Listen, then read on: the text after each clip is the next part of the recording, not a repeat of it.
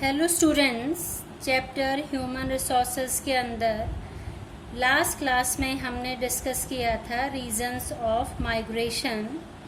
आज हम डिस्कस करेंगे positive and negative impacts of migration. Firstly,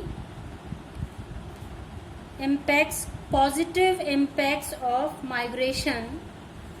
Number first, unemployment is reduced and people get better job opportunities। Migration के अंदर सबसे पहला जो पॉजिटिव इम्पैक्ट है वो है बेरोजगारी, अनएम्प्लॉयमेंट यानी बेरोजगारी इज रिड्यूस्ड, बेरोजगारी का कम होना, और लोग जो हैं अच्छी जॉब अपॉर्चुनिटीज़, अच्छे रोजगार के अवसर प्राप्त करते हैं।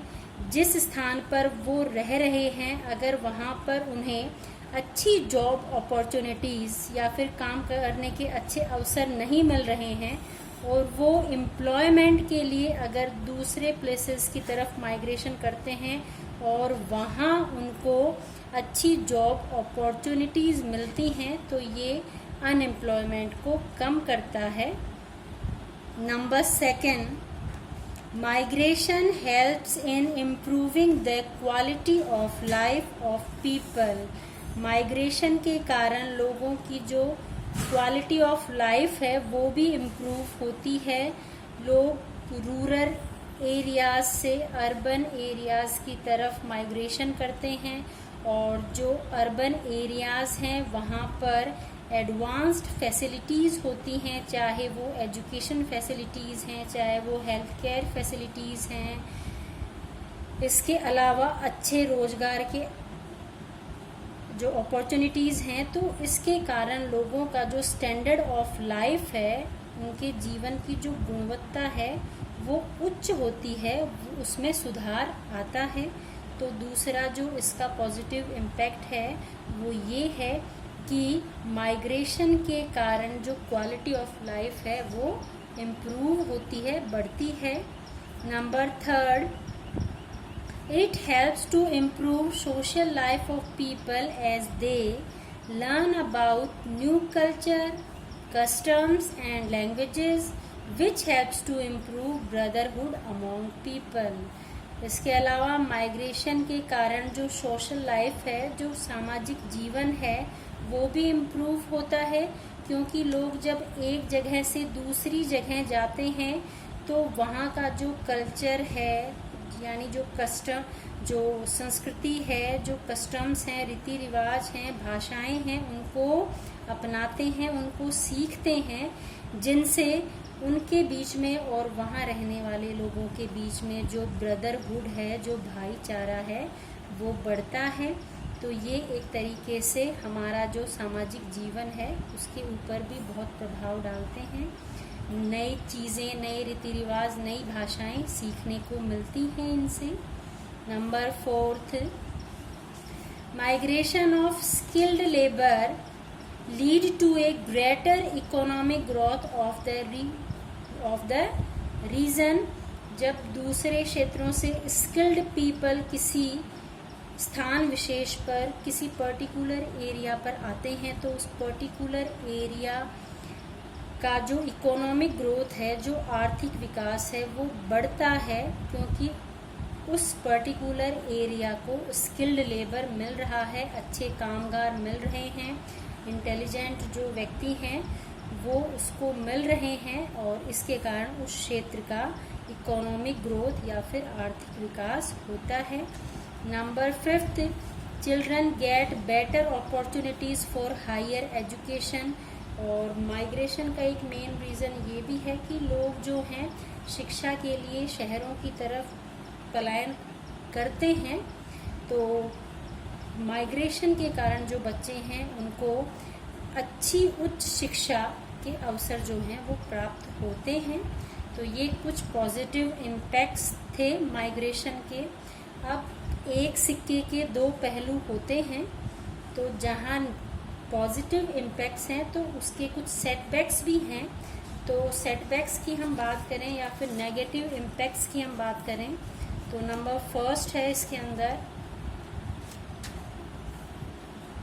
Migration changes the population of a place, therefore the distribution of the population is uneven in India. जो माइग्रेशन है वो किसी भी प्लेस की जो पॉपुलेशन है उसको भी चेंज करता है। जहाँ से वो माइग्रेशन कर रहा है वहाँ की जो पॉपुलेशन है वो कम होती है, और जिस क्षेत्र की तरफ उसने माइग्रेशन किया है वहाँ की पॉपुलेशन बढ़ती है। और ये जो है इसके कारण भारत के अंदर जो पॉपुलेशन जो रेशियो है वो बहुत अनइवन है, असमान है। जैसे जो बड़ी बड़ी सिटीज़ हैं जहाँ पर रोज़गार के अवसर ज़्यादा हैं वहाँ की तरफ लोग पलायन ज़्यादा करते हैं, तो वहाँ उन क्षेत्रों के अंदर जो पॉपुलेशन है बहुत ज़्यादा है।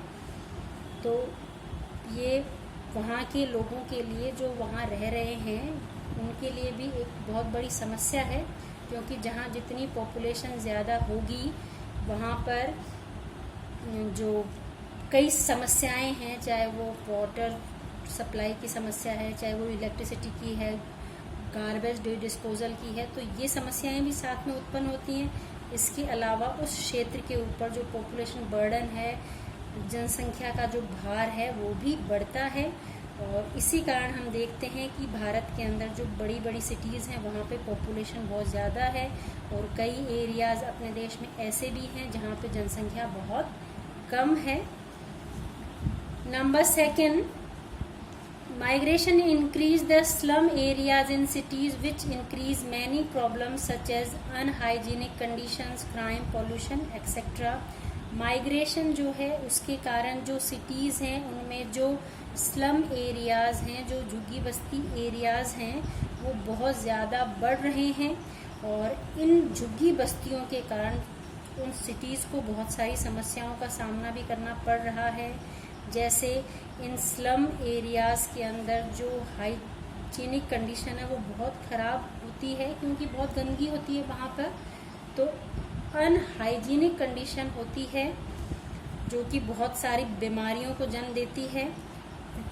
क्राइम, अपराध जो है इन एरियाज़ में काफ़ी ज़्यादा होता है, और पॉल्यूशन जो प्रदूषण है वो भी बहुत ज़्यादा देखने को मिलता है। स्लम एरियाज़ जो हैं वो आपको बड़ी बड़ी सिटीज़ में देखने को मिल जाएंगे, क्योंकि गाँवों से लोग जो मजदूरी करने के लिए शहरों की तरफ पलायन करते हैं तो उनके पास इतनी उनकी इकोनॉमिक कंडीशन अच्छी नहीं होती है कि वो वहाँ पे अपना घर खरीद सकें या फिर कोई रेंट पे लेकर मकान में रह सकें। तो वो सिटी के बाहर जो खाली एरिया होता है वहाँ पे अपने कच्चे मकान बनाकर रहते हैं, उसी को हम स्लम एरियाज़ कहते हैं। और यहाँ पे बहुत गंदगी होती है, इसी कारण जो हेल्थ केयर सर्विसेज हैं वो यहाँ पे नहीं होती हैं, कोई फैसिलिटी यहाँ पे नहीं होती है, और जिसके कारण यहाँ बहुत बीमारियाँ फैलती हैं, बहुत प्रदूषण होता है,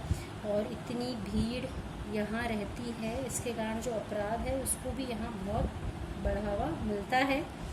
number third, migration is one of the main reason of increasing nuclear family where children grow without a wider family circle. Migration जो है एक बहुत बड़ा रीज़न बन गया है जो न्यूक्लियर फैमिली हैं उनके बढ़ने का। और जो न्यूक्लियर फैमिली हैं वहाँ पे बच्चे जो हैं वो अपने जो ग्रैंड पेरेंट्स हैं या फिर जो अंकल आंट्स हैं उनके साथ नहीं रह पाते हैं, तो बच्चे का जो डेवलपमेंट जो जॉइंट फैमिली में होता है वैसा नहीं हो पाता है, क्योंकि शहरों के अंदर न्यूक्लियर फैमिली होती हैं। लोग जॉब्स के लिए या फिर कोई और रीज़न के कारण गाँव से शहरों की तरफ या फिर एक शहर से दूसरे शहर की तरफ पलायन करते हैं। तो इस कारण वो जो फैमिलीज़ हैं वो छोटे छोटे टुकड़ों में बढ़ जाती हैं, और जो बच्चे हैं उनको अपने जो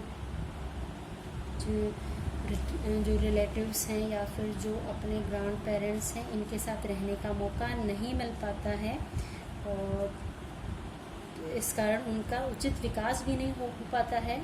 बच्चों को पता ही नहीं है कि फैमिली क्या होती है, तो ये भी एक बहुत बड़ा रीज़न है। माइग्रेशन भी एक बहुत बड़ा रीज़न है न्यूक्लियर फैमिली के इंक्रीज होने का, इंक्रीजिंग न्यूक्लियर फैमिली का। The loss of a person from rural areas impact on the level of output and development of rural areas.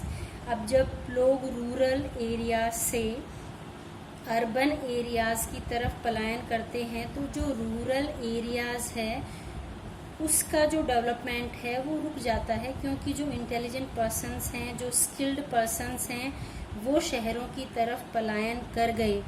अब गांव का जो डेवलपमेंट है वो कैसे होगा? तो माइग्रेशन का एक बहुत बड़ा नुकसान ये भी है कि इसके कारण जो गांव का डेवलपमेंट है वो रुक रहा है। नंबर 5, हैविंग लार्ज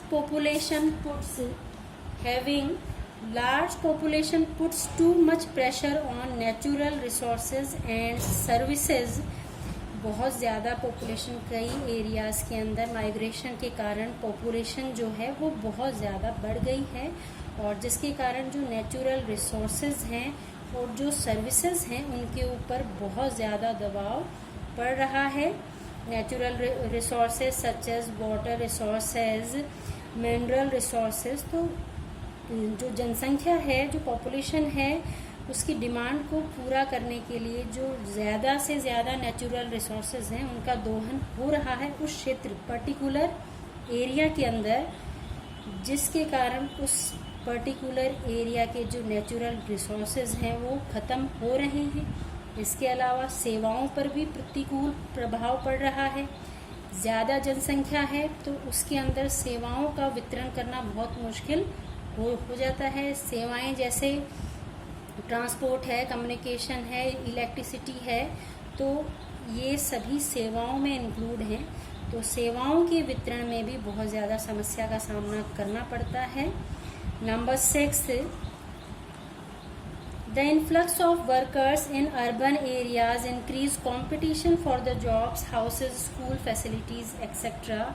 अब जब वर्कर्स जो हैं वो अर्बन एरियाज़ की तरफ जब पलायन करते हैं तो अर्बन एरियाज़ के अंदर जॉब्स के लिए कंपटीशन, हाउसेस के लिए या फिर जो स्कूल फैसिलिटीज़ हैं इनके लिए जो कंपटीशन है वो काफ़ी बढ़ जाता है। Thanks for watching this video.